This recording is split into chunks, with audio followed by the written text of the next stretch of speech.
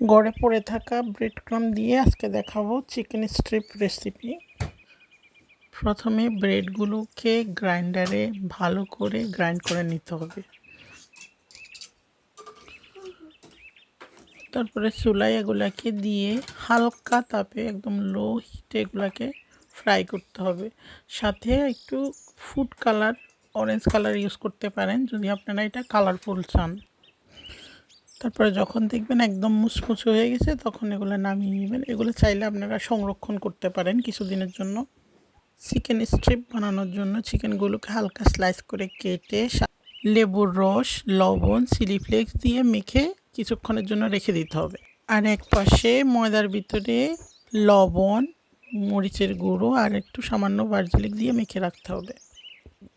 এখন ম্যারিনেট করা চিকেনগুলোকে ময়দার মধ্যে কোট করে পানিতে ডুবিয়ে আবার ব্রেড ক্রাম্বে কোট করে মিডিয়াম হিটে ডুবো তেলে ফ্রাই করে নিতে হবে।